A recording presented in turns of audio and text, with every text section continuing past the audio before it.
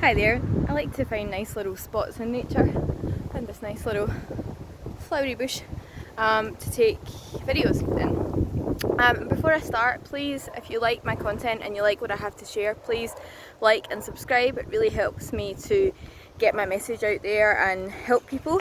And if you click the little bell, you can receive notifications when I release a new video or when I upload a new video.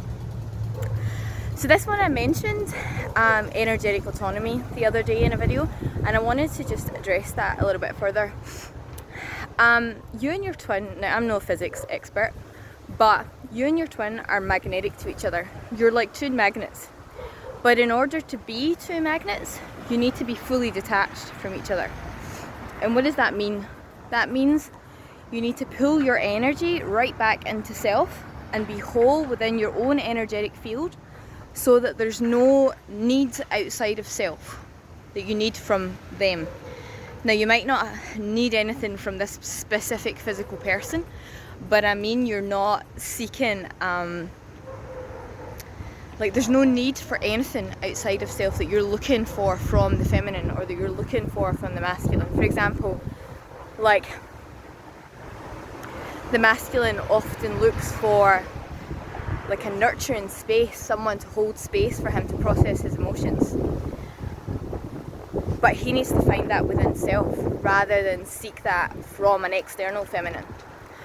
And the feminine sometimes needs,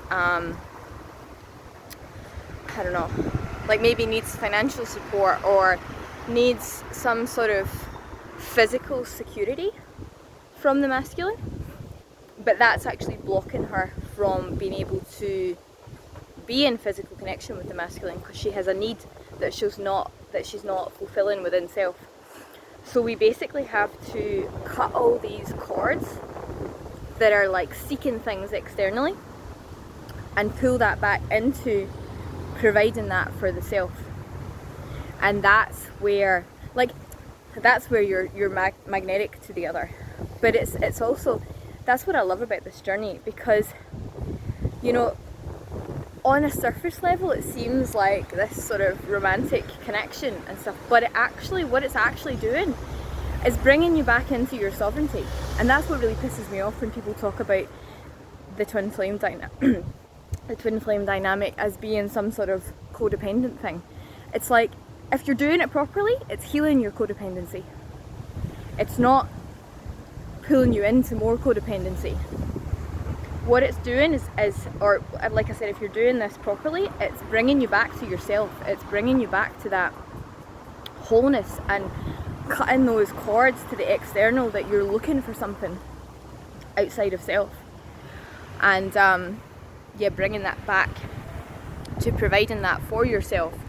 And then it's funny because it's a little bit ironic, because this journey, or this seems like the search for the missing piece a little bit, but it's quite ironic because it's like you have to find the missing piece in order to attract what feels like the missing piece.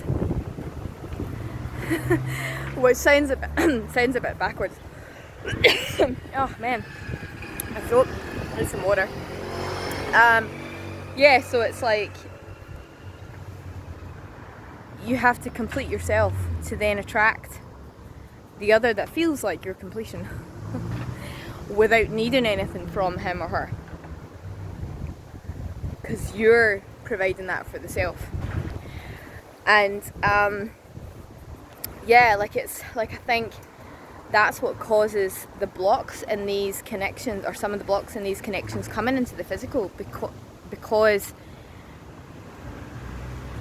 the feminine or the masculine, the female or the male, is looking for something from the other or needs something from the other, which sort of stops her receiving the other, because it's like that your inner union and you're like giving that to self is what pulls the other to you. So that's also why I think it's really important to work with yourself. Like I've had a few female connections come into my life, and as I've got more and more authentic with myself, or got more embodied with myself, these female connections seem to be more and more aligned with me, or they're like more divine mirrors, they're more whole connections.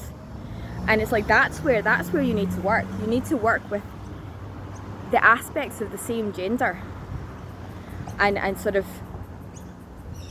do that dance with them and pull those pieces of self back into self and reintegrate those into self, to then be able to attract the opposite gender without needing anything from them.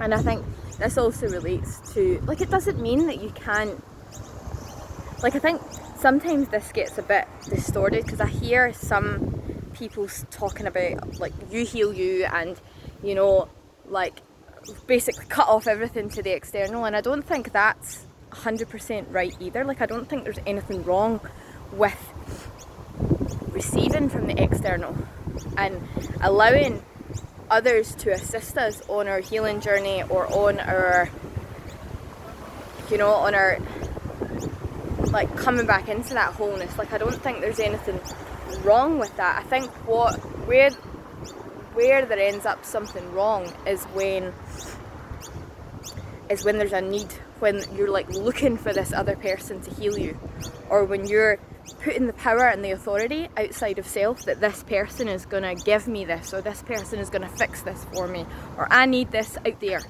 because I don't have this here. That's where there's a problem.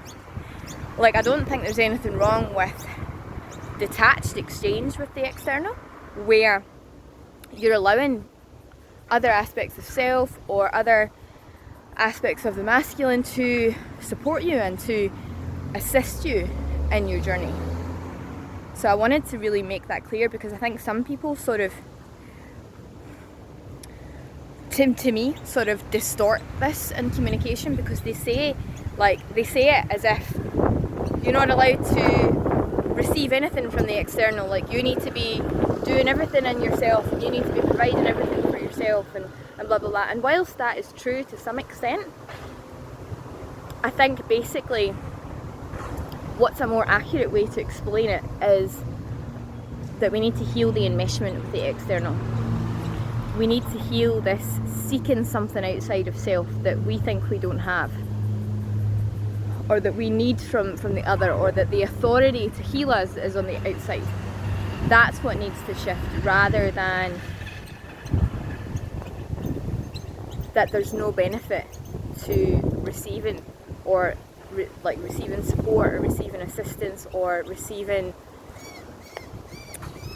you know, healing sessions or that from the external. I don't think that is entirely wrong, and I've actually found that very beneficial and very helpful in my journey. There has been people that have supported me, whether at a physical level or, you know, energetically, emotionally. I've done several different courses and different things over the years, and I don't think there's anything wrong with that. But it's when you're putting the authority outside of self, and when you're seeking, when you're seeking something outside of self, that's the problem. So it's really important, back to my original point, it's really important to come into energetic autonomy and being, it's like fully meeting your own needs, whilst you can still allow an exchange with the external, it's sort of taking out that need for it. And that's what allows you to be magnetic to your twin, because they connect with you from that wholeness. Like, and that's why I say that this whole journey, if we're doing it properly, is bringing us into, or back into, our sovereignty and healing our codependency on the system, on our parents, on other people outside of self, on teachers, on other authority figures outside of self. The twin flame journey, so it's getting fucking windy again. The twin flame journey is healing that. It's not making us codependent. We're already codependent, or we've been programmed into codependency, and this is a template, or a, you know, whatever, to bring us back into that original state of detachment, and to allow us to be able to connect. Like, a lot of people I'm not saying this in judgment, but a lot of people are in freaking codependent relationships. And that's been normalised in society. But your best, like most fulfilling, most sexually fulfilling, most like just generally fulfilling relationship is with someone you're totally detached from, in terms of there's no need outside of self. That's where there's like a real high magnetic charge and like real authentic connection rather than attachment. So yeah, I feel like that's all I have to say on that. Like I said, please like and subscribe and click the little bell if you want notifications. And yeah, if there's anything I can help with, just leave a comment at the end of this video, or you're welcome to email me to untameyourflame@gmail.com. Or if you're interested in a session, if there's something that I can help with in your healing journey or in your dynamic with another, then just reach out to me. I'd be more than happy to help you.